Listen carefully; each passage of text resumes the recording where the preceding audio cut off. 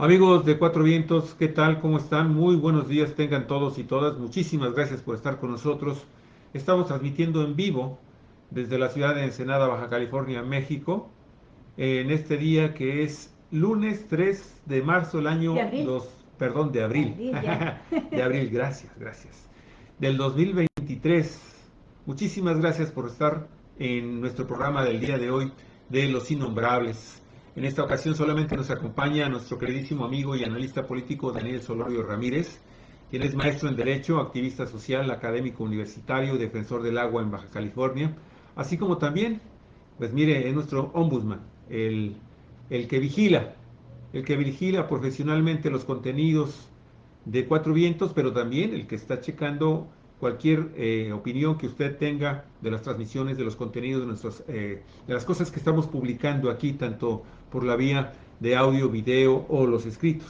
Muchísimas gracias a nuestro queridísimo amigo Daniel Solorio por estar ejerciendo ese cargo así totalmente honorífico que para nosotros es de una gran ayuda y totalmente pues agradecidos con nuestro queridísimo ombudsman de las audiencias en Cuatro Vientos. El día de hoy, Los Innombrables, pues plantea la pregunta, ¿el nuevo INE en México? Mire, la madrugada del pasado 31 de marzo, la Cámara de Diputados llevó a cabo la elección de los 4 consejeros del Instituto Nacional Electoral, mismos que ocuparán el cargo desde este año y hasta el año 2032. Y debido a la falta de consenso durante la sesión de votación, se llevó a cabo una elección inédita, pues los nuevos consejeros se eligieron por método de insaculación, también conocido como tómbola. El día de hoy, 3 de abril, Guadalupe Tadei Zavala, Rita Abel López, Jorge Montaño Ventura y Arturo Castillo, pues rendirán la protesta como presidente e integrantes del Consejo General del Instituto. Obviamente, Guadalupe Tadei es la presidenta, la primera mujer que encabeza los trabajos del Instituto Nacional Electoral. Y bueno, ellos van a iniciar su periodo de gestión a partir de mañana, martes 4 de abril. Pero aquí pues muchas preguntas no se nos abren. ¿Qué representan estos cambios en un organismo que se ha convertido en un relevante actor político más en los lentos y viciados procesos democráticos de nuestro país? También cómo se recomponen las fuerzas políticas en el interior del organismo. Y ahora sí comenzará este proceso de reorganización y reestructuración de un instituto obeso, oneroso, muchas veces calificado de corrupto y altamente politizado a favor de los grupos fácticos de la oligarquía y la reacción partidista de la derecha en México. Olga Alicia Aragón, adelante por favor. Pues es un tema crucial, importantísimo para las elecciones que vienen, tanto las de este año del Estado de México como las de Coahuila, porque ya el Instituto Electoral pues tendrá que tomar las riendas, como alguien hizo la metáfora, pilotear este avión sin que el avión en vuelo. Y entonces pues ya ellos tienen que encargarse del proceso, la parte que del proceso que les toca ya cercano a la elección de sobre todo el Estado de México, que es la joya de la corona. Y viene 2024 inmediatamente. Y ya para mediados del 24 pues empezará formalmente el proceso electoral para cambiar prácticamente todos los gobiernos, todos los poderes. Va a ser la elección, siempre lo decimos así, pero siempre es así. Cada elección es más grande que la otra porque han sido ya concurrentes, porque se empatan los procesos estatales con los federales y va a ser una elección tremenda la de 2024 en esta disputa por la nación, por el rumbo de la nación. Pero antes de entrar al tema electoral y el plan B, por cierto, las reformas electorales que siguen todavía sin ser dictaminadas y sin que se emita un fallo por parte de la Suprema Corte de Justicia de la Nación, que es un tema que tenemos que ver con Daniel Solorio, nuestro querido colaborador. Pues nos gustaría mucho, amigas y amigos de Cuatro Vientos, a quienes les agradecemos y les damos los buenos días y la bienvenida a este programa, pues que nos comente Daniel, porque es un estudioso también de los fenómenos del poder dentro de las universidades de nuestro país, y que nos comente qué significa en este contexto político y qué significa para lo que han sido los cacicazgos universitarios el fallecimiento de Raúl Padilla, que ya lo están calificando, yo no sabía que así le decían, como el príncipe de Occidente, porque fue rector y tenía el poder, ¿verdad?, de todo lo que tiene que ver con la Universidad de Guadalajara y lo que irradia esta universidad en la perla de Occidente, como se conoce a Guadalajara, Jalisco. Pues adelante, Daniel, ¿qué te parece esta noticia con la que nos amanecimos de que Raúl Padilla se suicidó? Y esto acontece cuando está en un conflicto que ya se venía alargando mucho, de confrontación directa con el gobernador Enrique Alfaro de Jalisco. Buenos días, Daniel, adelante. Buenos días, Olga, buenos días, Javier, buenos días al público de Cuatro Vientos. Pues haré un comentario muy breve. Pues se anuncia la muerte de Raúl Padilla, el cacique, el gran cacique de la Universidad de Guadalajara. Hay quienes dicen, por cierto, que la Universidad de Guadalajara no es autónoma. Sí es autónoma, igual que la de Baja California, igual que la UNAM, igual que todas las que llevan el nombre de Universidad Autónoma de Baja California, de Tamaulipas, de lo que sea. Legalmente sí es autónoma, pero igual que todas las demás universidades que legalmente son autónomas, no lo eran. No lo eran. Igual que la de Baja California no es autónoma, igual que la UNAM tampoco. La más autónoma, por cierto, es la UNAM, ya en términos más profundos. Pero no son autónomas materialmente hablando, porque dependen en sus políticas, en sus maneras de proceder, en sus reglas de funcionamiento, de lo que diga, de lo que dice constantemente el gobierno federal.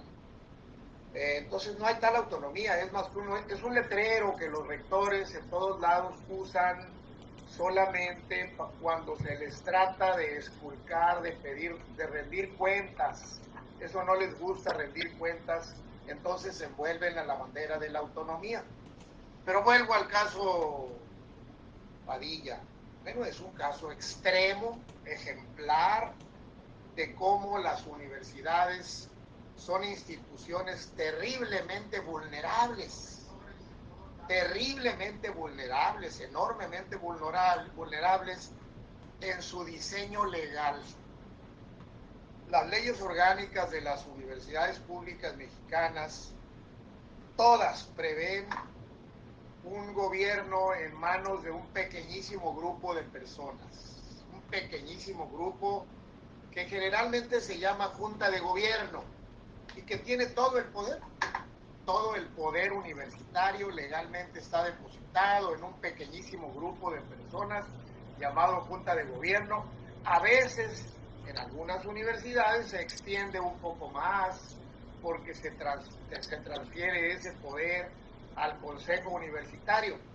Pero los consejos universitarios son tan vulnerables, tan endebles, tan entregados como las juntas de gobierno. Son un poco más grandes nada más. Pero el control total sobre esos grupos por parte de los rectores es innegable, está a la vista de todos.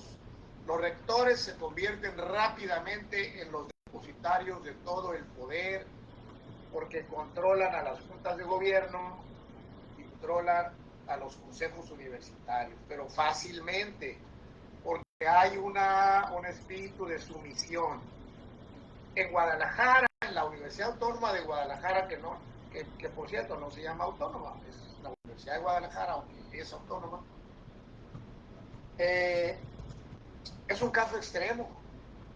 Un rector que termina su periodo y continúa siendo el mandamás. Aprendió muy bien las claves de la vulnerabilidad institucional y puso a alguien en su lugar que lo obedeciera y logró que lo obedeciera. Y luego puso a otro alguien y a otro alguien y a otro alguien y a otro alguien. Y hace unos 15 años, poco más de 10 años, hubo un rector que él puso de nombre Briceño, un rector de apellido Briceño, que a los pocos meses demostró que él no era un empleado que él no era un subordinado, es decir, quiso insubordinarse a Raúl Padilla, rebelarse de un rector de apellido Briceño. Pero en cuanto Raúl Padilla se dio cuenta de que este se estaba rebelando, le armó un escándalo en el Consejo Universitario y lo destituyó el Consejo Universitario a Briceño. Lo destituyó y pusieron a otro. De inmediato el Consejo Universitario puso a otro. Ese Briceño fue a los tribunales de amparo y ganó y fue restituido en el cargo de rector por los tribunales de amparo. Yo tuve conocimiento directo del caso porque por alguna circunstancia tuve intervención profesional en la redacción del recurso de revisión contra la sentencia del juez de distrito de Guadalajara que le negó el amparo a Briceño. Y por alguna circunstancia en mis manos estuvo en algún momento la oportunidad de colaborar un poco con la redacción de la revisión que fue a un tribunal colegiado de circuito en Guadalajara y que terminó con una sentencia amparando al rector Briceño y restituyéndolo en el cargo. Bueno, lo restituyeron. 6 meses después, el rector Briceño se suicidó. No es el primero entonces de Raúl Padilla. El rector Briceño, pero siendo rector. Siendo rector, sí. Sí, y entonces pues es el único rector del periodo padillista, que se insubordinó, fue defenestrado, fue echado de la rectoría, ganó en los tribunales de amparo, fue restituido, pero luego se suicidó. ¿Y quedó esclarecida su muerte? ¿Quedó bien? No tengo, hasta ahí no lo sé, pero se anunció que lo encontraron, así como Raúl Padilla en su casa habitación lo encontraron con como que se auto disparó. Sí, con un arma de fuego en la mano. Sí, con un arma de fuego. Así encontraron al rector Briceño también suicidado. Yo ya no sé si se esclareció, pero quedó aparentemente como un suicidio del señor Briceño. Es decir, el único rector que se insubordinó terminó suicidándose después de que logró ser reinstalado gracias a la justicia de amparo. Entonces estamos hablando de un cacicazgo entronizado en Guadalajara, un cacicazgo dispuesto a recurrir a las armas cuando era necesario, a la violencia directa para controlar a la gente, a los estudiantes a través de la Federación de Estudiantes de Guadalajara, la muy famosa FEG. Uno de los líderes de la FEG, Carlos Ramírez Ladewig, siendo hace unos 15 años, yo creo que también, un poco más, delegado del Seguro Social en el estado de Jalisco.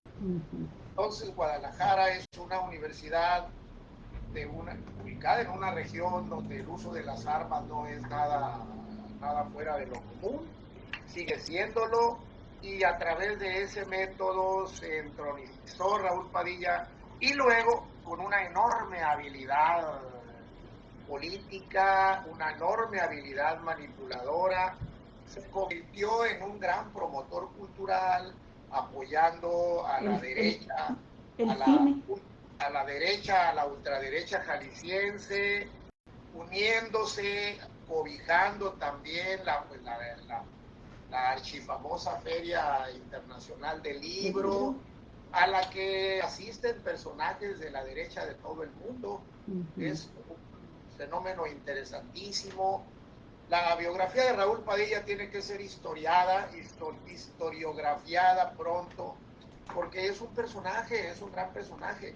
Aquí en la UABC, pues no sé si decir tuvimos, pero sí me atrevo en este momento a decir tuvimos un intento que aparentemente ya se fue, es el intento de Alejandro Mungaray de constituir un cacicazgo mongarayista. Ajá. Aparentemente eso quedó atrás, no lo sé, todavía es tema de debate si ya Mongaray sí o Mongaray ya no, pero los cacicazgos en las universidades tuvieron en Raúl Padilla el gran ejemplo, el gran modelo. Nuestro Alejandro Mongaray entabló gran amistad con él cuando Alejandro Mongaray era secretario académico de la ANUYES, de la Asociación Nacional de Universidades e Instituciones de Educación Superior, antes de ser rector, entabló amistad con él, y qué bueno, pero le aprendió ese sentido de la vulnerabilidad institucional, y de ahí aprendió la tentación, Alejandro, de convertirse en un cacique de la UABC. Lo logró por un buen tiempo, no me atrevo a decir que concluyó en definitiva, pero es una historia que está por escribirse. Por lo pronto yo digo pues que bueno, pues que descanse en paz Raúl Padilla, pero ahora viene la historiografía de su vida, pero además la historia de la Universidad de Guadalajara, que es una institución que merece ser analizada bajo el cacicazgo de este señor.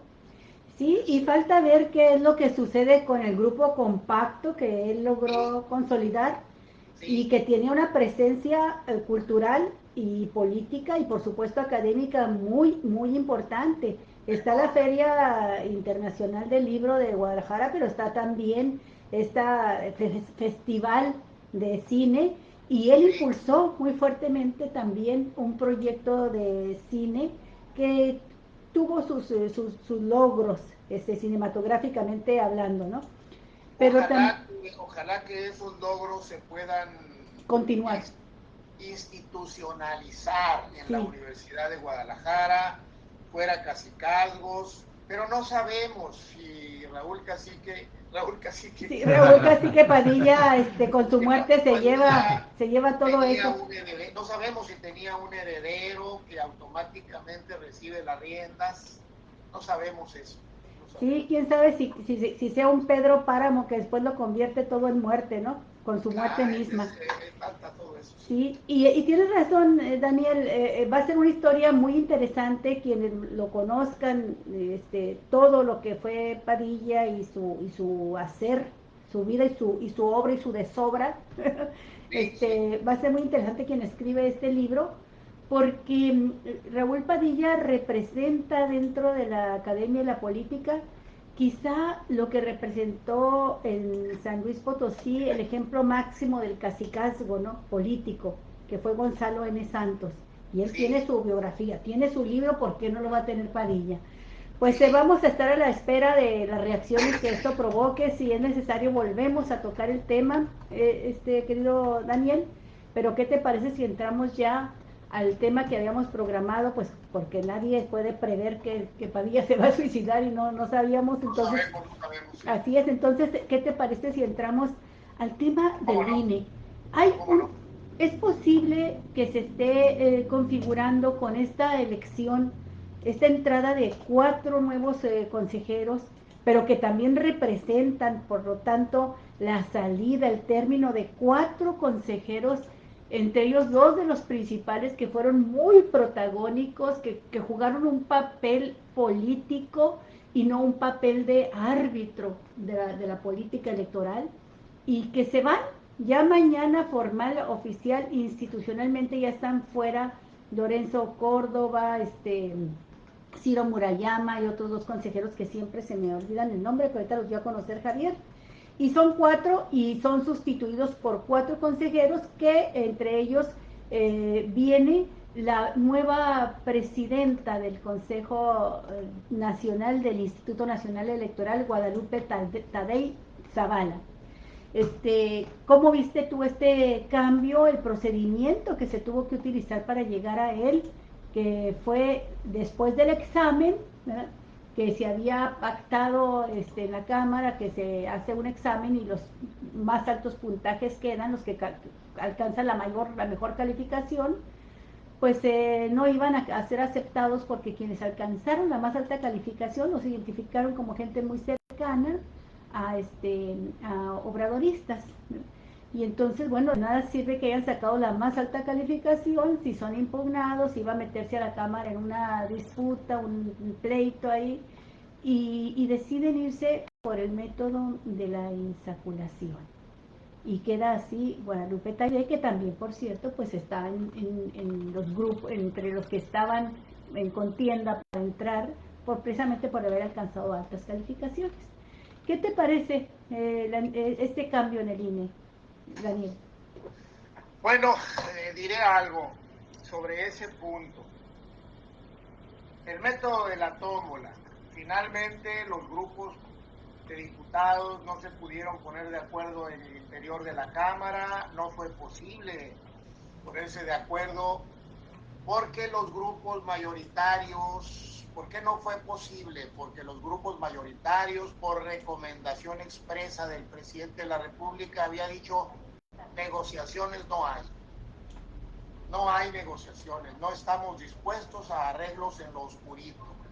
¿Eso qué significa? En el lenguaje de los abogados, yo lo voy a decir en el lenguaje de los abogados, en el antiguo derecho romano había unos contratos que se llamaban innominados, o sea, contratos que no tienen nombre, como el grupo que formamos aquí para cualquier. Así viene, de ahí viene tu nombre. Mira, pues ya sabemos dónde vienen los innombrables, innominados. Sí, había un grupo de contratos que se llamaban innominados, que eran 4 tipos de contratos.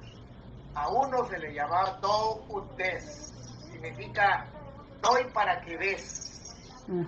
Te doy esto para que tú des aquello. Do ut facias. Te doy esto para que tú hagas tal cosa. Do ut facias. Déjame porque eso se lo voy a aplicar a Javier. Uy, ¿yo por qué? Yo estoy aquí. Te doy esto para que tú hagas aquello. Sí, lo digo. Facio ut des. Hago para que des. Y facio ut facias. Hago para que hagas. Es decir, en eso consisten las negociaciones. Claro. Se sientan a platicar y dicen, bueno, ¿cuánto quieres, pues? ¿Verdad? ¿Cuánto quieres, pues? ¿O qué quieres a cambio de tu voto para esto? Así como le dijo Mongaray, es textual, aprovecho para una referencia histórica de la UABC, así como Mongaray lo quiso hacer con Leonel Cota cuando estaban tratando de imponer, estaba tratando de hacer rector a Felipe Cuamea con el voto de Leonel Cota, o el voto de Garavito, o el voto de Luis Llorens, que eran le faltaba un voto. Bueno, ¿qué quieres, pues, a cambio de tu voto? Pues, ¿qué quieres? Dime, dinero, ¿qué quieres? Te nombro tal cosa, ¿qué quieres, pues? Ese es el dogo, estoy dispuesto a darte para que des tu voto. Entonces, cuando llega ese extremo en el que no hay más que dar algo o hacer algo por el otro a cambio de lo que necesitas de él, y tú no quieres dar nada a cambio de eso, pues entonces lo que sigue es que la suerte lo decida.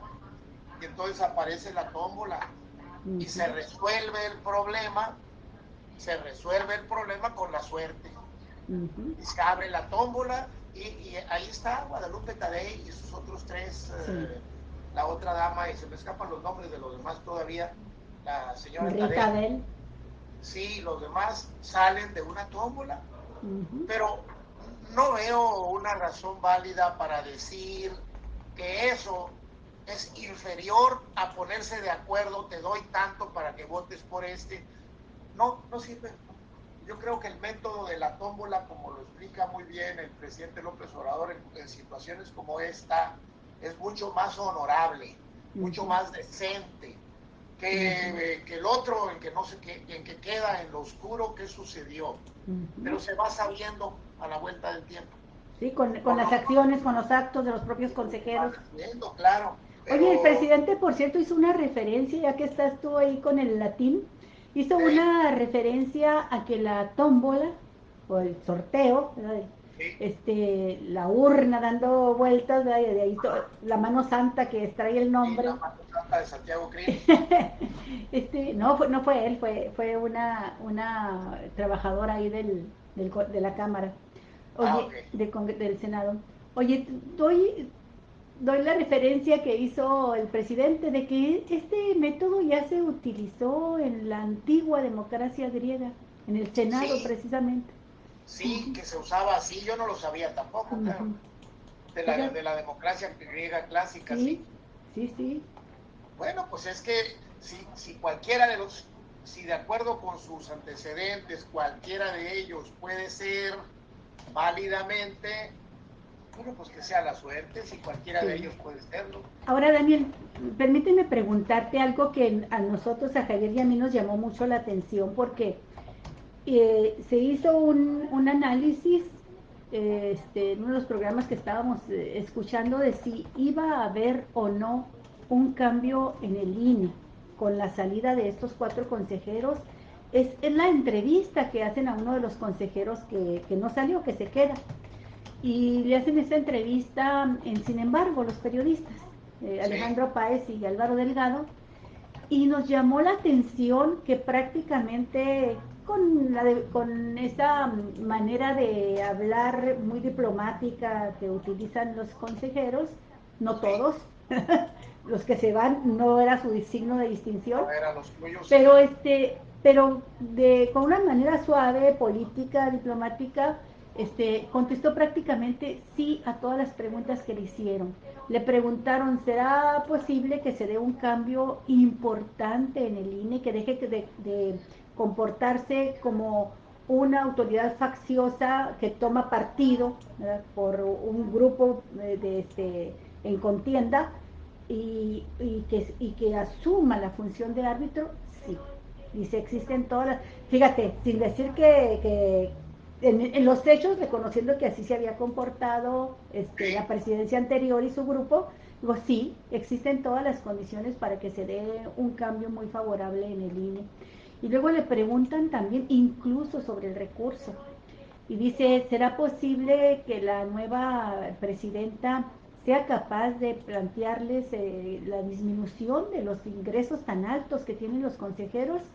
Y ahí como que se hizo un poquito remolón, ¿verdad? Diciendo, sí, diciendo que pues ya era un presupuesto aprobado, ¿verdad? Que se tenía que eso hacer no, a presupuesto aprobado para este año. Sin embargo, replantean la pregunta a los periodistas y le dice, pero como una iniciativa propia, cobrando formalmente el ingreso, ¿no?, de sueldos, pero dedicándolo a otras cosas que requiere el instituto, ¿será posible que lo haga? Y dijo, sí, la nueva presidenta puede poner sobre la mesa del Consejo Nacional la discusión de los ingresos, ¿no? Y claro, así claro que sí. varios temas que me gustaría que consideraras, empezando por el primero. No bien salen los nombres de la tómbola y el nombre de Guadalupe, la nueva presidenta, y ya están diciendo que se cargaron el INE a Morena, que van a ser morenistas las autoridades, y empiezan sin mucha autoridad para hacerlo, porque está difícil que de un sorteo saquen esas conclusiones, pero sí se atrevieron algunos, ¿no?, a mencionar esa proclividad morenista que dicen va a tener el INE.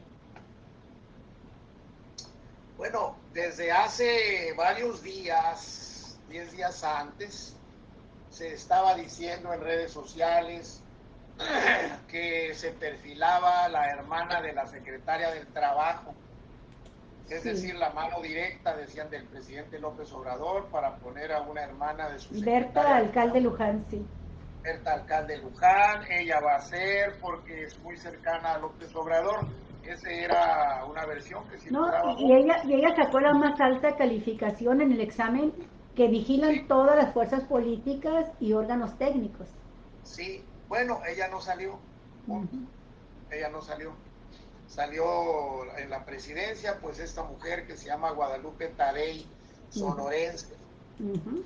Y un comentario en torno a lo que estás diciendo lo apareció hoy, es algo que sucedió hoy en la mañanera. Ustedes quizá vieron que el presidente, contestando preguntas de un reportero del periódico Reforma, empezó a hacer referencia a cómo Reforma estaba condenando ya, diciendo manchando el proceso, diciendo que Guadalupe Tadei que es una consigna de López Obrador, porque Reforma publicó hoy una foto en respuesta a lo que dijo el presidente sobre Guadalupe Tadei. Dijo, yo no la conozco,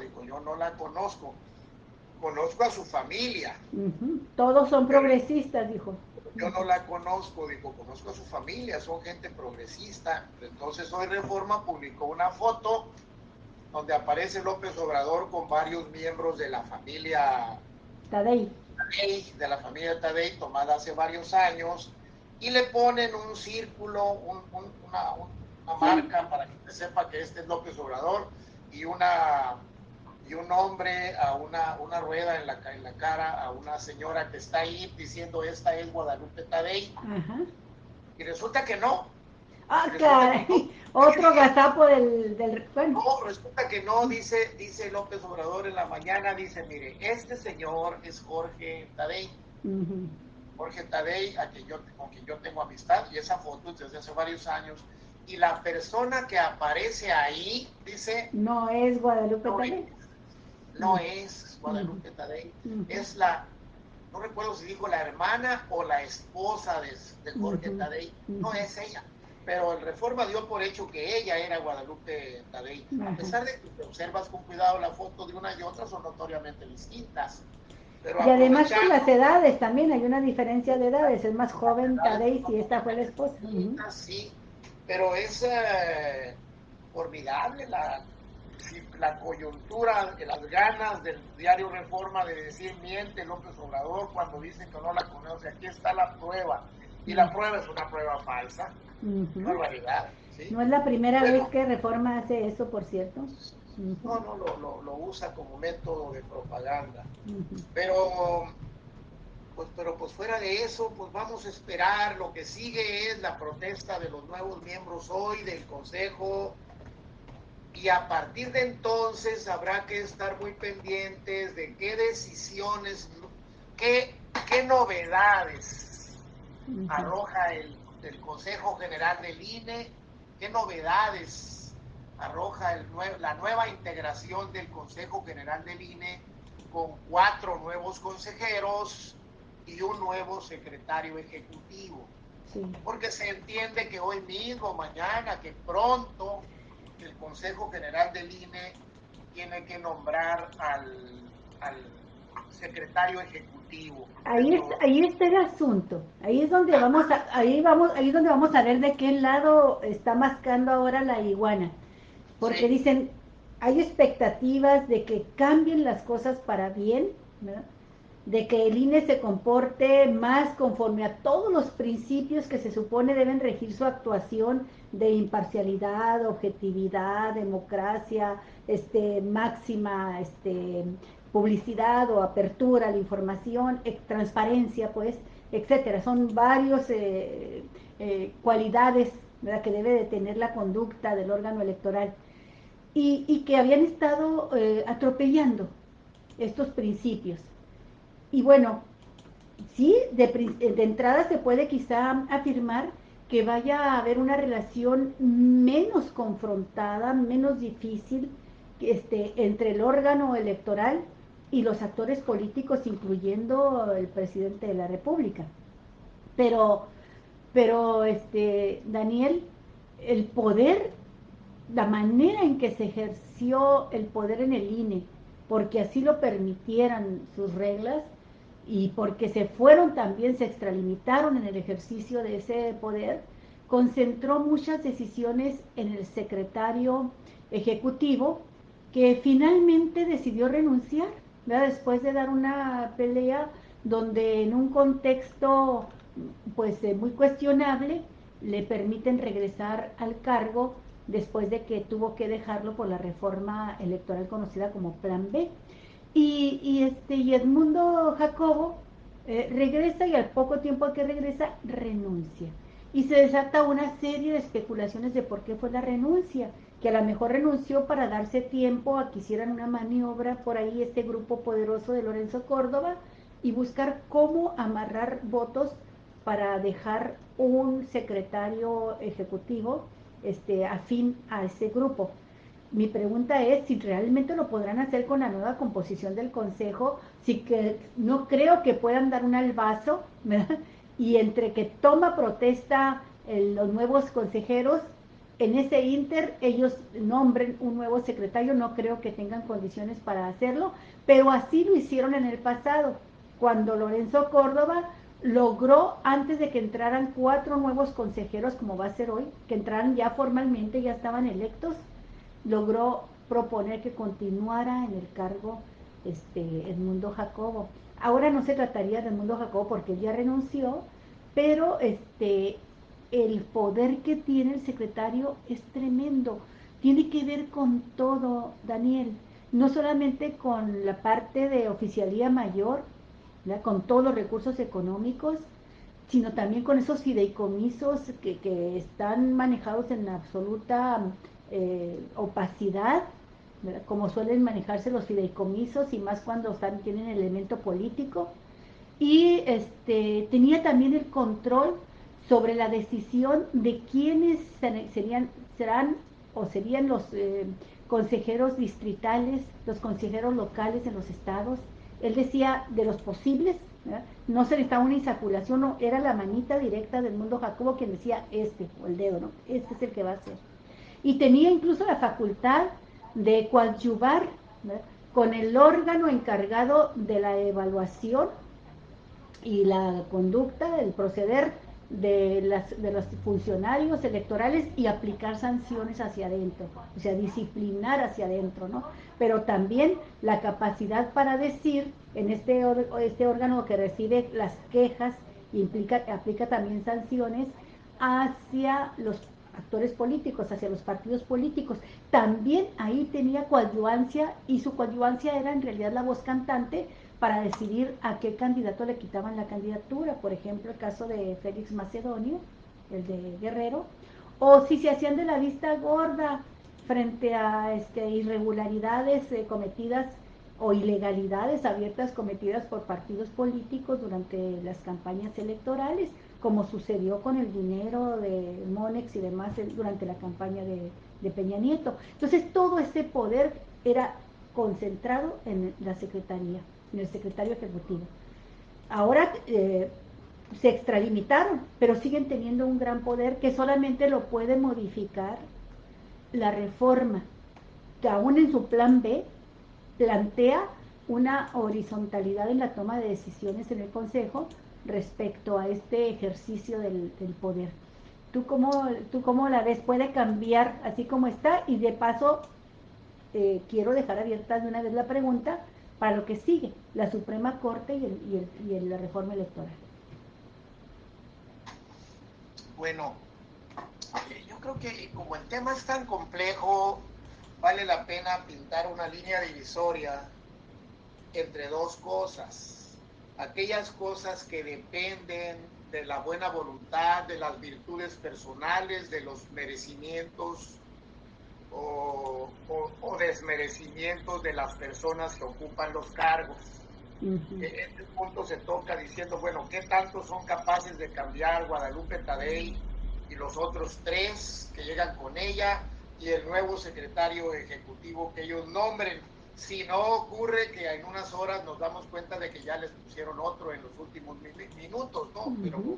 Pero bueno, eso va a suceder de aquí a hoy o mañana temprano, no sé. Pronto se va a saber quién es el nuevo secretario ejecutivo.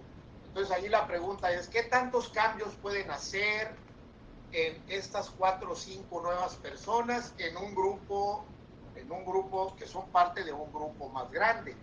¿Qué tantos cambios pueden introducir? Eso todavía no lo sabemos. Estamos a la espera de la buena o mala voluntad, buena o mala fe, independencia o no de los nuevos funcionarios. Eso está por escribirse.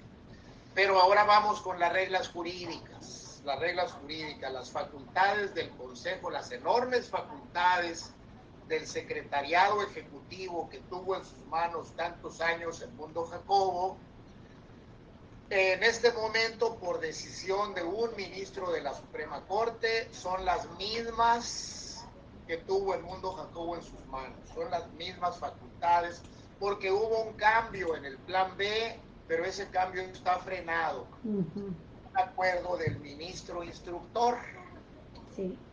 ¿Quién es el ministro instructor para el público de Cuatro Vientos? Bueno, cuando entra una demanda como esta, que se llama controversia constitucional, entra por oficialía de partes de la Suprema Corte, pasa al escritorio del presidente de la Corte, y luego el presidente de la Corte la mete a una tómbola, a una especie de tómbola informática, que dice: este expediente va al ministro tal ministro va a ser el instructor. Y entonces llega al escritorio del ministro Lainez, de Javier Lainez Potisek, y Javier Lainez Potisek toma el expediente, le da entrada a la demanda para que inicie el juicio, la controversia constitucional, y dicta una orden de suspender totalmente el plan B. El ministro instructor toma esa decisión antijurídica.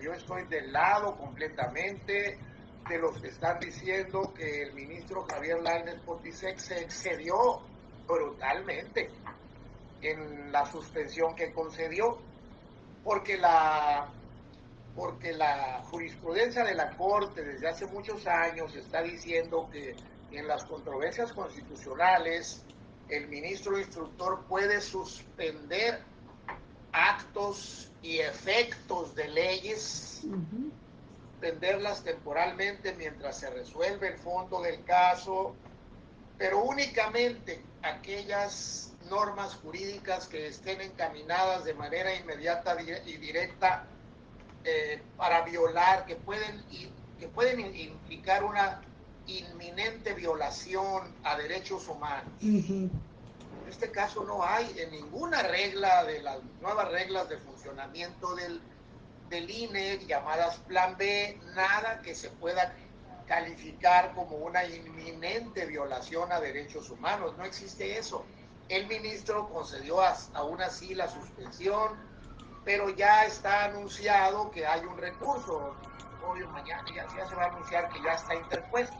Hay un recurso para que el Pleno de la Suprema Corte revise la decisión del ministro Javier Lainez. Mi vaticinio, mi pronóstico es que el Pleno va a revocar eso.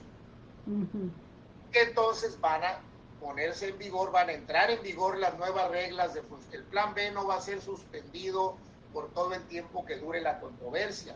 Ese es mi pronóstico. Dentro de poco el Pleno va a decir: no, se niega la suspensión y ya, se niega y punto. Se niega la suspensión y entrará a fondo del análisis de la reforma. Se niega la suspensión, el plan B recobra su vigencia original y se empieza a aplicar, es decir, el secretariado ejecutivo tendrá las facultades en ese momento, las que le da el plan B. Sí. Y no las que ha tenido tradicionalmente, un secretariado ejecutivo limitado.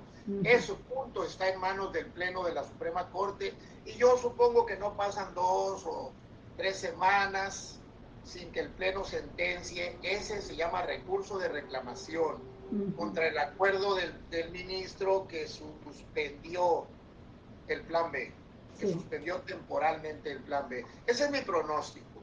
Estoy del lado de los que piensan que se excedió el ministro Lainez. No se excedió en admitir la controversia. No, estaba obligado de hecho a admitirla, ¿no? Sí, la controversia está bien admitida.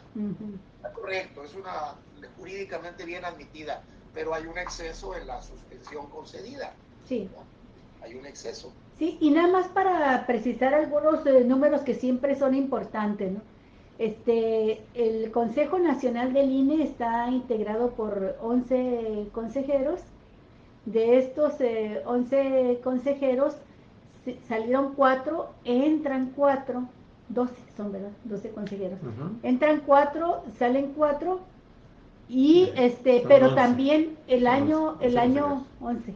Y también el año pasado habían entrado 4 consejeros nuevos. Sí, hay 8. Hay 8 que son en realidad los nuevos del año pasado, que les tocó ya, pues antepasado realmente, porque les tocó ya la elección de 2021. estaban muy verdes todavía en el ejercicio del trabajo en el INE cuando ya tuvieron que enfrentar el proceso de 2021. Pero ellos, entre estos 4 que entraron ya en 2021 y estos 4 que entraron la semana pasada, el fin de semana pasada, estos 8 ya hacen una mayoría de consejeros nuevos, por eso se tiene la idea de que puede haber un cambio importante, 8 de 12. Pero en relación con la Suprema Corte, también habría que decir que necesitan, y esto por favor tú precísalo, Daniel, que necesitarían tener 7 o de 11 votos para poder modificar la reforma electoral, para declararla inconstitucional, por ejemplo, el plan B. Necesitan también Ahora, como 2/3, ¿no? bueno, hay que decirle al público de Cuatro Vientos que el asunto, la validez o invalidez jurídica de De la del reforma. llamado plan B, está en manos de un grupo de 11 personas, son la Suprema Corte de Justicia de la Nación. Sí. Pero de esas 11, si se reúnen 8 votos de que es inconstitucional, 8. todo el plan B se va al bote de la basura.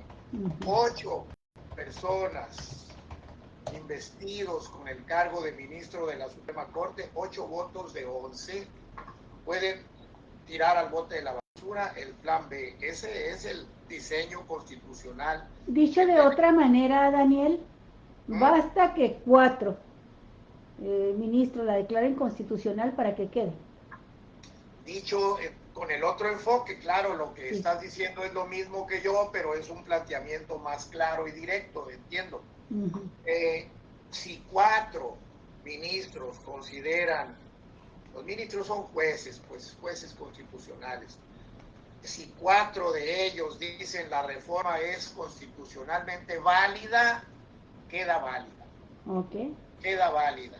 Porque no se reúnen los 8 votos para tirarla al bote de la basura.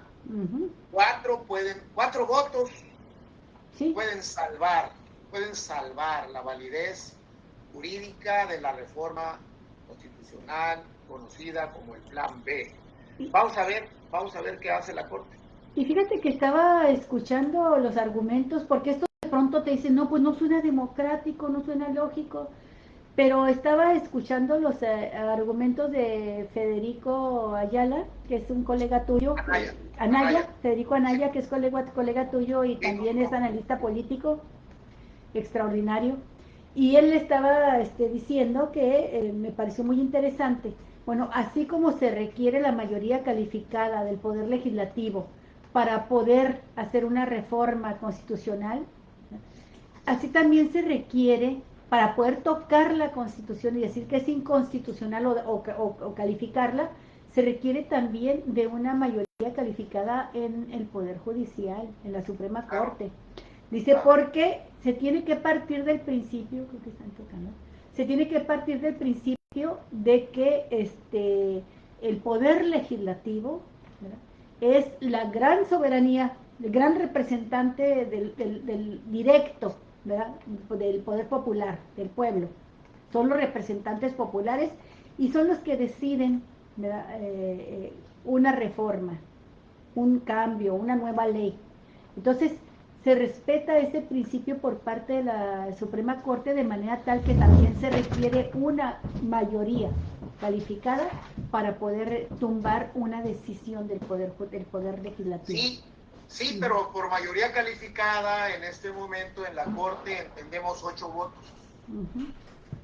8 votos son una mayoría calificada dentro de la Suprema Corte.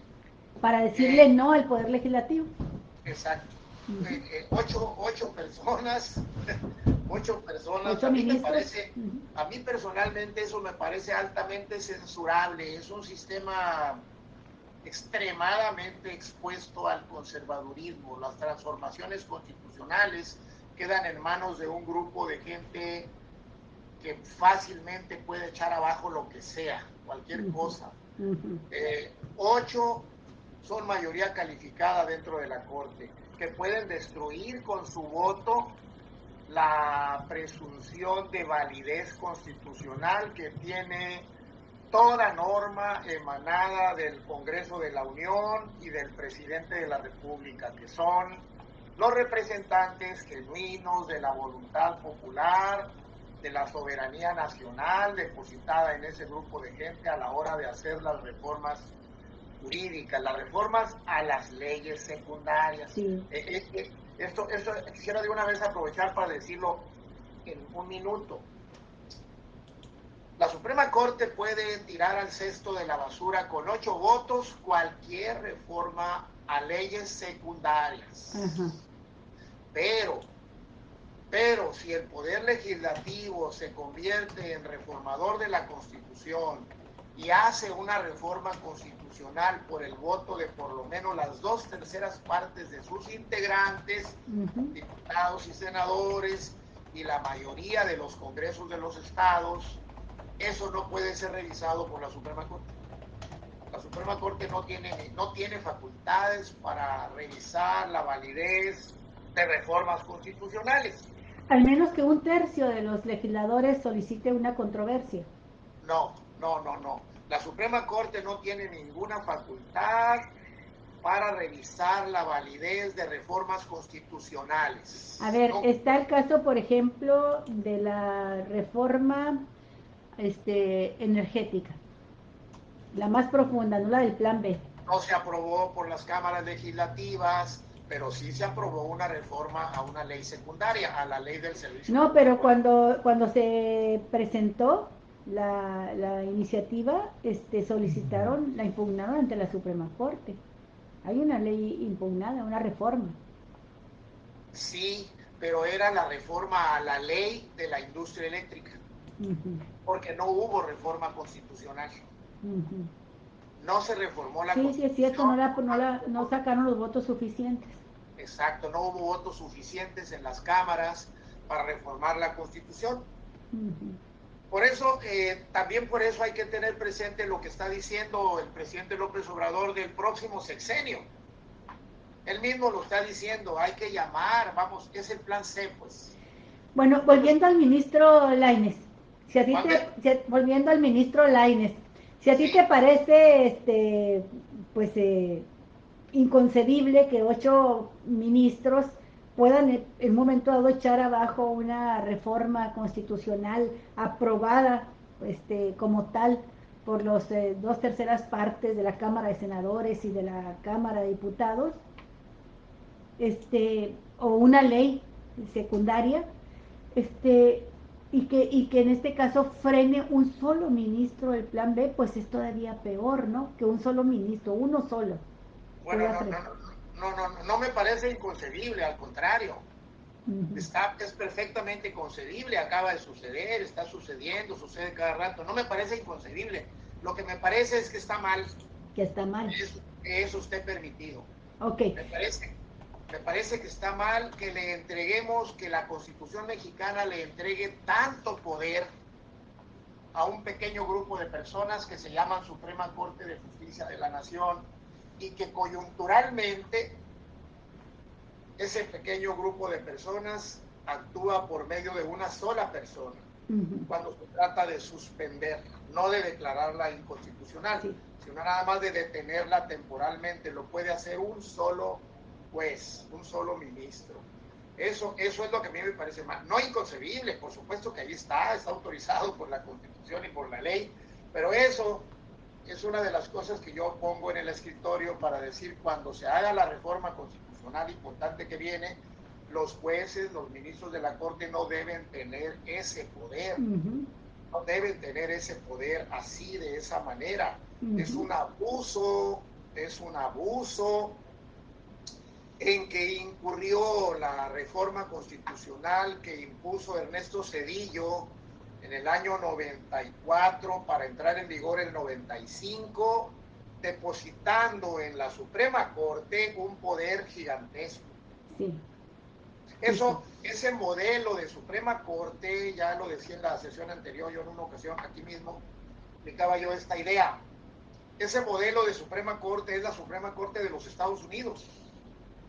Está bien explicado en el libro El Federalista, cómo las discusiones cuando se diseñó la Constitución de los Estados Unidos, en algún momento se centraron en ese punto. ¿Qué vamos a hacer? Decían los miembros de la Convención de Filadelfia que redactaba la Constitución en el año 1787. ¿Qué vamos a hacer si un día, X día, a la vuelta del tiempo, las chusmas nos ganan las elecciones y entonces entran al poder legislativo los personeros de los trabajadores, de las chusmas, y entonces nos ganan las elecciones? Y entonces Hamilton, uno de los más ilustres miembros de la Asamblea Constituyente estadounidense, en uno de sus discursos dijo claramente, y luego quedó escrito en sus artículos periodísticos en la obra El Federalista, dijo: para eso tenemos a la Suprema Corte, por eso estamos introduciendo al sistema un grupo pequeño que se va a llamar Suprema Corte Suprema, dicen ellos primero Corte, para que ese grupo nos proteja, porque este grupo pequeño nos protegerá. Tendrá un poder constitucional que no se va a desprender directamente del texto de la Constitución, pero que por vía de interpretación se lo adjudicarán a sí mismos y adquirirán un poder enorme que nos salvará de las chusmas. Sí, así es, ¿no? Casi, no lo dice exactamente así. Sí, pero así es en esencia. Sí. Claro, en los poderes, el conservadurismo estadounidense construyó una Suprema Corte para proteger los intereses de la clase dominante. Claro, de la clase dominante, y ese modelo lo metió Ernesto Zedillo a la Constitución mexicana. Y debo decir algo a manera de denuncia, no es una denuncia, es un mero comentario. La clase jurídica mexicana, a la que yo pertenezco, la familia jurídica mexicana, cerró el pico. Ni cuenta nos dimos. En el año 94, cuando hubo esa reforma, lo festejamos, porque en México apenas empieza a llegar la cultura de qué es el Poder Judicial. Sí. Nosotros todavía, el abogado mexicano todavía piensa que el Poder Judicial está lleno de personas que bajaron del cielo, que son personajes puros, que no hacen otra cosa más que aplicar la ley y la Constitución, que no tienen ideología, que no son políticos, y que ellos son personas decentes y por tanto no hacen más que aplicar la Constitución. No es cierto eso. Apenas empezamos a asomarnos. El gremio jurídico mexicano apenas empieza a asomarse a lo que es la política dentro del Poder Judicial. Apenas empezamos a asomarnos. A mí me gusta mucho escuchar a Federico Anaya Gallardo, porque él es un hombre muy ilustrado. Me gusta escucharlo. Sí, es derecho constitucional, mucho historia. A toda la cara política, a la cara del poder político que está depositado en el Poder Judicial. Sí, es recomendable para quienes no lo hayan escuchado los lunes. Federico Anaya y su colega que está más abocado al derecho penal y a estar, él está siempre metido en causas muy concretas o en casos muy concretos de defensa de derechos humanos, pero hacen muy buena mancuerna. Pero sí, Federico Anaya tiene un conocimiento, un bagaje cultural, histórico, político, que le da un contexto a sus análisis muy interesante. Y últimamente se rasuró, anda rasuradito últimamente, ¿no? Ya no trae las barbas de chivo. Bueno, los lunes en Rompevientos, ahí se los recomendamos que lo vean en las mañanas. Bueno, el artículo 105 es el que especifica lo que tú has estado diciendo, Daniel, de la Constitución, que dice: las resoluciones de la Suprema Corte de Justicia solo podrán declarar la invalidez de las normas impugnadas siempre que fueran aprobadas por una mayoría de cuando menos 8 votos de los 11 ministros que la integran. Por eso decimos que bastarían 4 votos que dijeran no, el plan B sí está dentro de la Constitución, no violenta Claro. ninguna norma constitucional para que sea aprobado. Pero esto es muy importante porque están también la cuestión de los tiempos, Daniel. Los tiempos te establecen un límite para que puedas hacer reformas de carácter constitucional. El plan B está modificando 4 leyes secundarias que tienen que ver con materia electoral y Sí. necesita estar aprobado pues para finales de mayo, junio, julio, agosto, septiembre o junio, porque el proceso electoral arranca del 2014, 2024 arranca en septiembre próximo, oficialmente. Y no hay toda reforma tiene que hacerse por lo menos con 1 año más 3 meses de anticipación, ¿verdad?, al arranque del proceso electoral. Si no, ya no puede hacerse ninguna modificación a las leyes electorales.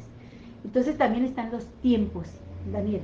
Y esto significa que la Suprema Corte tiene que resolver ya, cuanto antes, estas controversias, estas acciones de inconstitucionalidad contra el Plan B, para que puedan todavía pues entrar en vigor dentro de tiempo. Sí, y está bien, es algo muy comprensible que las reglas relativas a los procesos electorales tengan que estar listas para que la gente las conozca bien, con anticipación suficiente. Y entonces hay una cosa que todavía no sabemos si el presidente la va a usar o no. Hay una facultad que tiene el presidente, una facultad poco conocida, que no se ha publicitado nunca, que el presidente la use.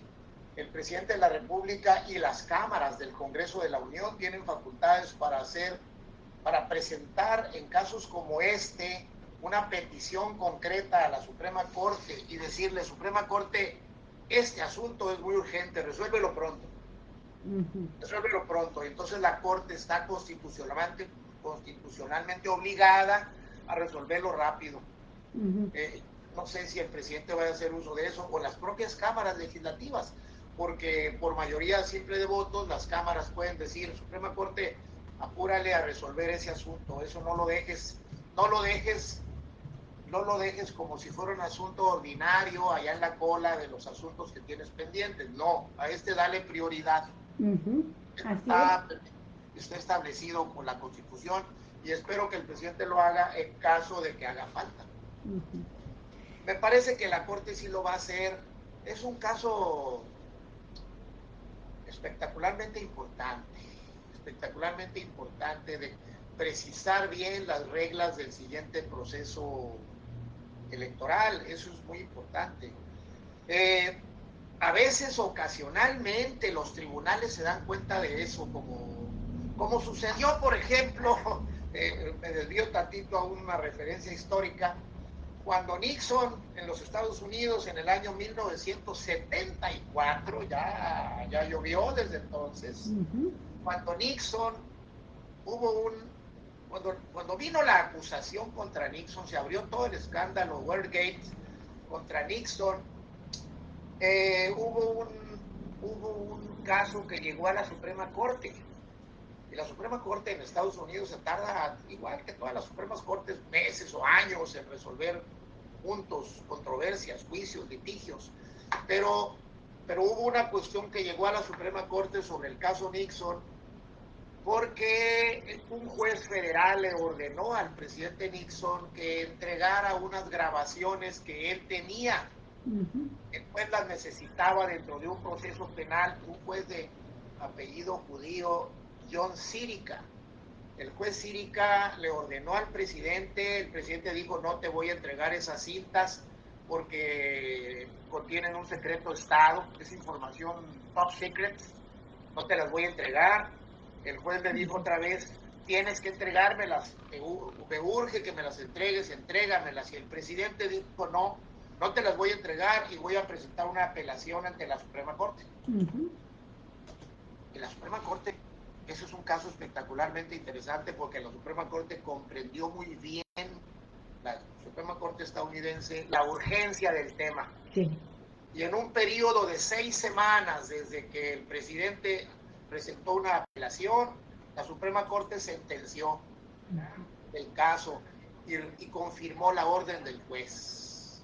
Y le dijo, presidente Nixon, entrega tal como lo dijo el juez, no tienes razón al negarte. Es cierto que en la doctrina constitucional estadounidense hay una cosa que se llama el privilegio ejecutivo y que tú tienes la facultad de guardar información que sea peligrosa, que sea peligro para la seguridad nacional. Es cierto eso, pero eso no aplica, dijo, en un caso como este, donde está de por medio la responsabilidad penal de un grupo de personas. Así que entrega las cintas. Y ahí fue la debacle a partir de ahí empezó la debacle de Nixon, porque se le armó el escándalo y ya tuvo que irse de la presidencia de los Estados Unidos. Pero esto es una mera referencia histórica porque estamos ante una coyuntura en que hace mucha falta que la Corte resuelva pronto esta controversia constitucional. Y a mi juicio, la Corte va a confirmar la validez del Plan B en su sentencia. Pero bueno, igual si no la confirma... ¿Confías tú en la composición de la Corte con todo lo que se ha dicho sobre la ministra Norma Piña? Sí, aún así. Uh-huh. Aún así. Bueno, lo que pasa es que con todo lo que hizo el ministro Lainez de extralimitarse en sus facultades y congelar, suspender todo el Plan B. Es que el Poder Judicial es una... Algún día tendríamos que dedicarle un programa por lo menos a qué es el Poder Judicial. En la actualidad entra Norma Piña a la presidencia de la Suprema Corte, entra ella y se vienen, parece como que en cascada, varios casos que resuelven los jueces de distrito y los magistrados de circuito. Aprovechan el momento. Sí, entra ella y se vienen varias sentencias, la que le devuelve su dinero a la esposa de Genaro García Luna, la liberación la que le devuelve su dinerito a Luis Cárdenas Palomino, la salida de Rosario Robles, la que libera a Rosario Robles. Son sentencias de jueces y magistrados. Pero cualquier analista político válidamente puede decir, es que eso lo hizo Norma Piña, es que es Norma Piña, claro, cualquier analista político lo ¿se alinearon las estrellas a favor de esa decisión? Lo que pasa es que hay una cosa que hay que estudiar más, que es que cada ministro, cada juez de distrito, cada magistrado de circuito, para decirlo de manera gráfica, cada uno de ellos es una pequeña Suprema Corte. Los jueces de distrito, los magistrados de circuito no tienen superior jerárquico, como sí ocurre en el Poder Ejecutivo. Cualquier cosa que decide cualquier funcionario del Poder Ejecutivo está referenciada a la cúpula, que es el presidente. Se le puede atribuir al presidente la responsabilidad de que el secretario de tal cosa haya tomado tal decisión y se le puede reprochar al presidente. Cualquier funcionario del Poder Ejecutivo está actuando en nombre y por cuenta y se supone que en obediencia al presidente, y el presidente puede corregir lo que hagan, está dentro de la estructura del Poder Ejecutivo, pero no es así el Poder Judicial. No es así. El Poder Judicial, cada ministro, cada juez de distrito es una pequeña Suprema Corte. Sí, tiene los poderes completos en una sola persona, cada una Suprema Corte en un silloncito con un martillo en la mano. Un martillo de madera en la mano ya. Sí, sin desconocer, por supuesto, todo lo que puede haber en las cargas ideológicas de cada persona. Pero me refiero por medio minuto al caso de la sentencia del Tribunal de Circuito que devolvió su dinerito a la esposa de García Luna. Se ha hecho mucho énfasis con mucha razón, con justificada razón, con sobrados motivos, a que esa sentencia se aprobó por un tribunal colegiado de circuito un ratito después de que el jurado popular anunció la condena a García Luna. Sí, pasó todo eso, así esos son hechos. Sí. Pero al leer la sentencia de ese tribunal colegiado de circuito, te das cuenta de que ese tribunal colegiado de circuito no hizo otra cosa más que aplicar al caso, aplicar así textualmente al caso, una jurisprudencia que estableció el Pleno de la Suprema Corte 3 o 4 años atrás, bajo la ponencia del ministro que salió huyendo. ¿Cómo se llama? El ministro que salió Medina huyendo. Mora, Eduardo Medina Mora. Medina Mora él era ponente en una contradicción de tesis, y él propuso y el Pleno aprobó una jurisprudencia que dice que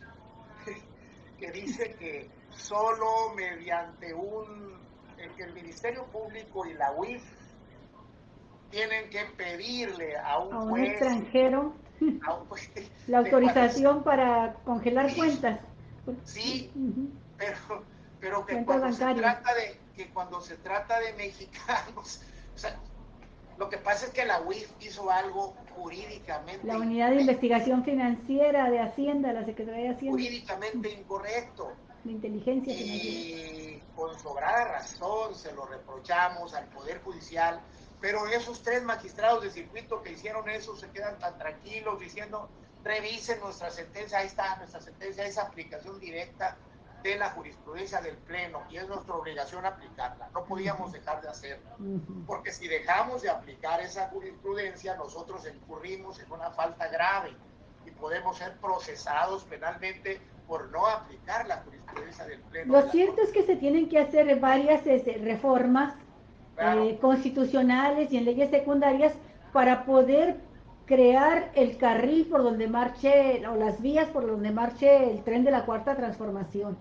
No hay de otra, faltan cambios a ese marco legal para que pueda ser posible una transformación profunda. Y aquí vamos a lo del plan B. No debemos olvidar, porque a veces muchas de las personas que nos escuchan pues se quedan con ¿qué es eso del plan B?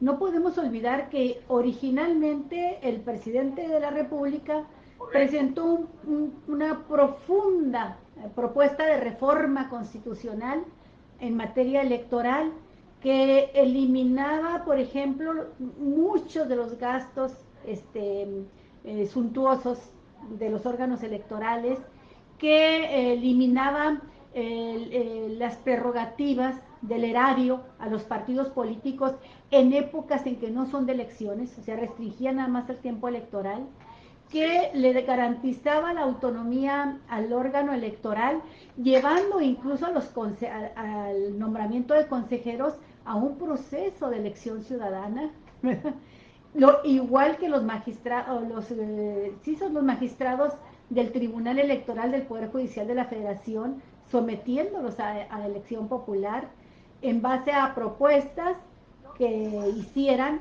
por partes iguales, 20 propuestas por el Poder Ejecutivo, 20 propuestas por el Poder Judicial y 20 propuestas por el Poder Legislativo, y esas propuestas se irían como candidatos de donde saldrían un menor número de los que tenemos ahora, en lugar de 11, 7 consejeros máximo nacionales electorales. Y bueno, también eliminaba la duplicidad de funciones que se da con los distritos electorales, con los órganos electorales estatales, y se creaba un solo órgano electoral nacional que se encargaba de organizar las elecciones en todo el país. Varias de estas reformas, pues de estas cosas que fueron aprobadas según encuestas por 9 de cada 10 mexicanos que veían cómo iba la propuesta, pues no pasaron en la Cámara de Diputados, no pasaron en el Senado, porque el PRI, el PAN, el PRD y el Movimiento Ciudadano, aunque juntos son minoría, tienen el porcentaje suficiente para impedir que la mayoría que hacen Morena, el PT, lograran, y el Verde Ecologista, lograran los 2/3 partes y que quedara como reforma constitucional. Ante esa imposibilidad, López Obrador entonces presenta el plan B, y el plan B pues es pálido frente a la propuesta original, ¿verdad? Se queda muy corto, pero es muy importante también, porque por ejemplo, reforma, son un paquete de 5 reformas a leyes electorales de las cuales 2 ya están decretadas, las que tienen que ver con la Ley General de Comunicación Social y la Ley General de Responsabilidad Administrativa, quedan otras 3 que no fueron decretadas, pero las están impugnando en su conjunto ante la Suprema Corte. Y este plan B recorta el personal excedente, lo que conocemos como la casta dorada del Instituto Nacional Electoral, para dejar una estructura del servicio profesional de carrera funcionando con los 300 cuerpos ejecutivos colegiados en los distritos, pero disminuyendo o eliminando las 300 juntas ejecutivas distritales, recortando también el Servicio Profesional Electoral Nacional, lo que significa un recorte de unas 1.500 plazas que pueden perfectamente ser eliminadas sin que afecten a la institución, pero lo más importante en términos de dinero, desapareciendo los dos fideicomisos que tiene el INE, y donde están concentrando recursos para que esa casta dorada, como en la que forma parte Lorenzo Córdoba, se vayan,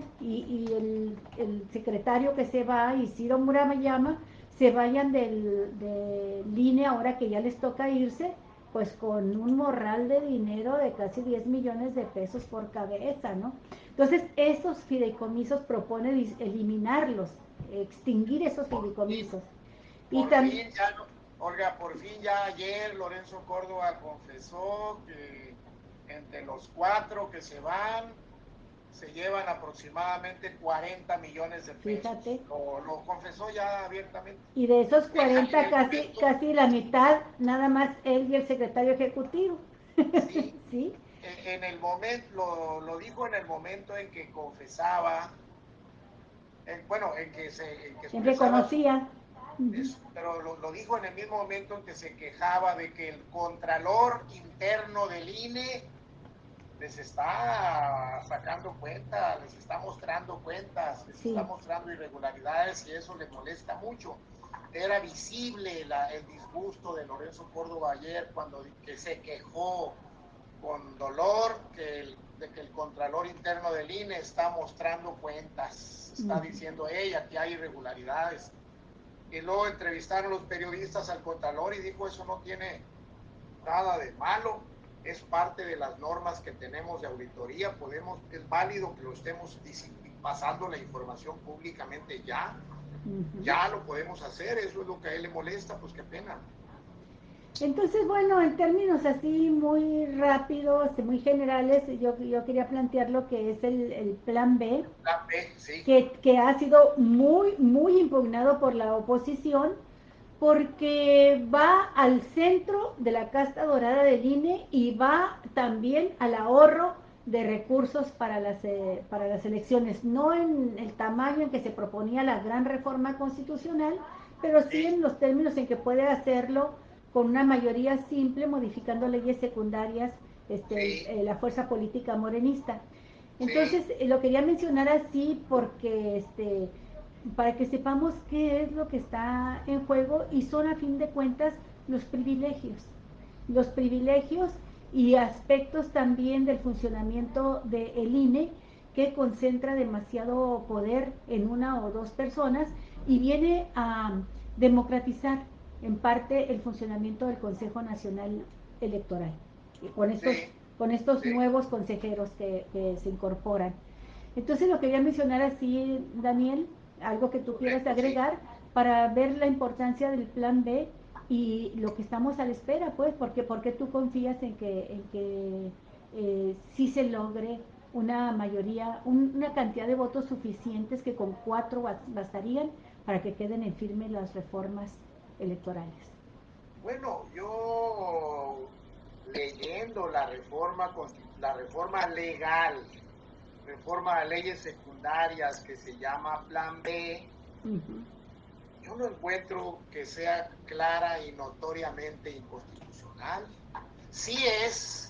Yo creo que hay una parte que sí va a invalidar, hay algunos puntos que sí va a invalidar la sentencia de la Corte. Por ejemplo, este punto que tiene que ver con la remoción del secretario ejecutivo. Ahí sí hay una clara confrontación con la norma constitucional, porque la norma constitucional prevé un mecanismo, la Constitución prevé un mecanismo para nombrar al secretario ejecutivo, y la reforma legal modifica ese procedimiento, y entonces yo creo que esa parte sí va a ser invalidada.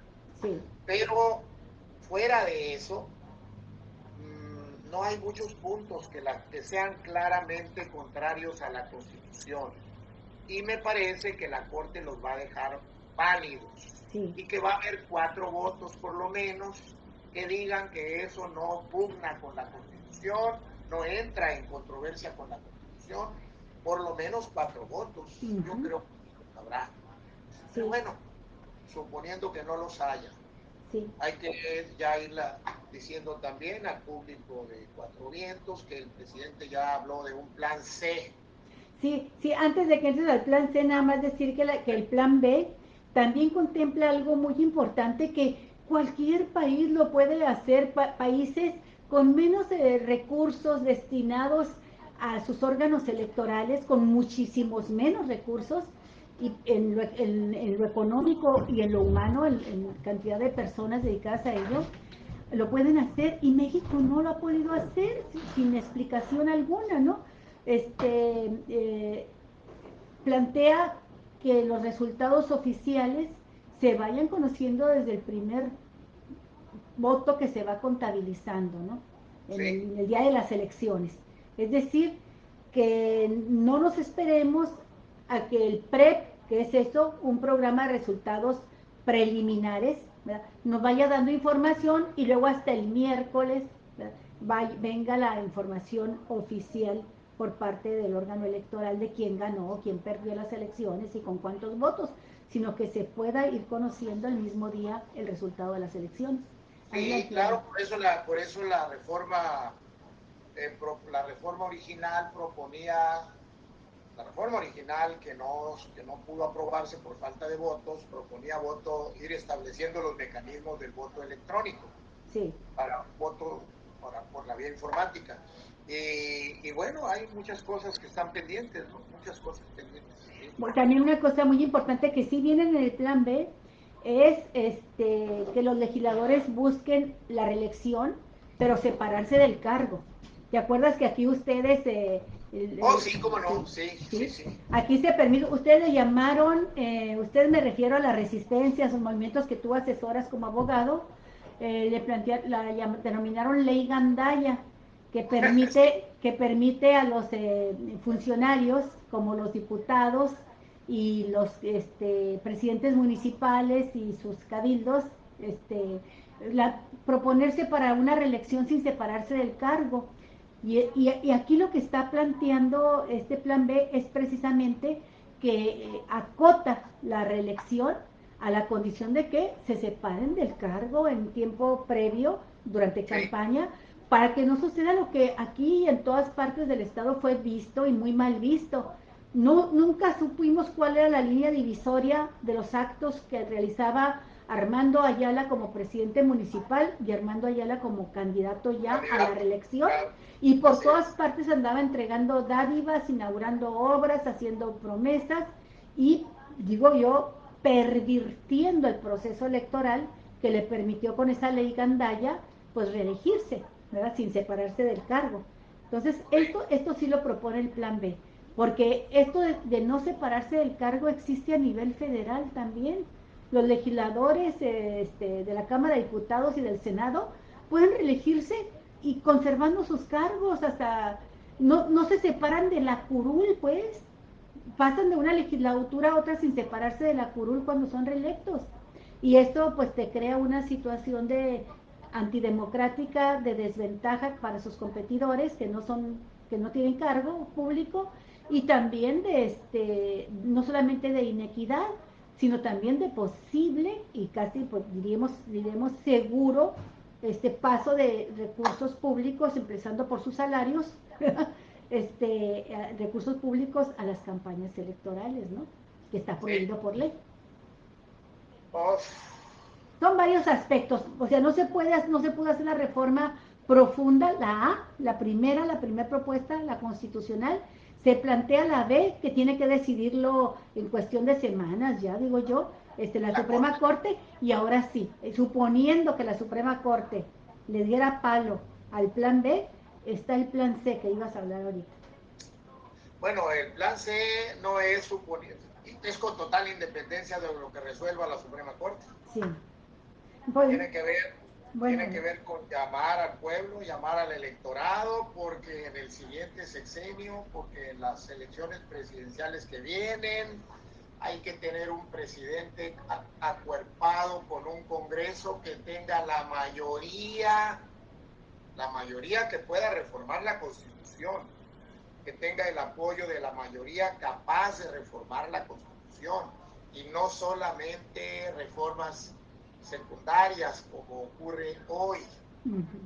Implica una votación mayor. Sí. Por eso vemos al presidente López Obrador tan entrado en plantear la necesidad de seguir impulsando, no a él, porque él se va. Eso es muy importante precisarlo. Hay algo muy claro en la definición de la cuarta transformación. La cuarta transformación no se está depositando en manos de una persona. El necesarismo porfirista no, sino el cambio, la transformación. La cuarta transformación tiene que marchar, tiene que continuar con otras personas, que es la forma en que puede durar. Bueno, estamos metidos en un proceso, se puede decir que extraoficialmente estamos metidos todos ya en una campaña para el 2024. Así es. Con mayoría capaz de reformar la Constitución, con mayoría que no necesite acuerdos, que no necesite negociaciones con la oposición. Esa sería una verdadera odisea, que una fuerza política tiene que ser una coalición, porque no está permitido por la Constitución que un solo partido tenga las claro. 2/3 partes del Congreso, Sí, pero que una coalición como la que ha conformado Juntos Haremos Historia o Juntos Hacemos Historia, lograra esa mayoría. No se logró mayoría calificada, no se logró ni en 2018 con López Obrador. Entonces, el gran desafío para Morena y para sus candidatos es lograr esa mayoría calificada si quieren garantizar que transiten las reformas constitucionales que requiere la cuarta transformación. ¿Es así, Daniel? En efecto, hay todo eso. Bueno, pues En fin, lo que no hay es tiempo para el aburrimiento, porque todos los días no hay modo de aburrirse en este país. Así es. Bueno, pues mira que Javier ha estado muy ocupado ahorita haciendo difusión del programa, no pudo estar con nosotros, pero yo te pido ya el cierre, Daniel. Y nada, ¿qué voy a decir? Ya digo unas palabras, le dedico unas palabras a la UABC. Yo tengo siempre en el alma a la UABC. Ya sé. Porque la gran institución generosa que ha sido conmigo, que se cuide del padillato. Del padillato. Que se cuide del padillismo.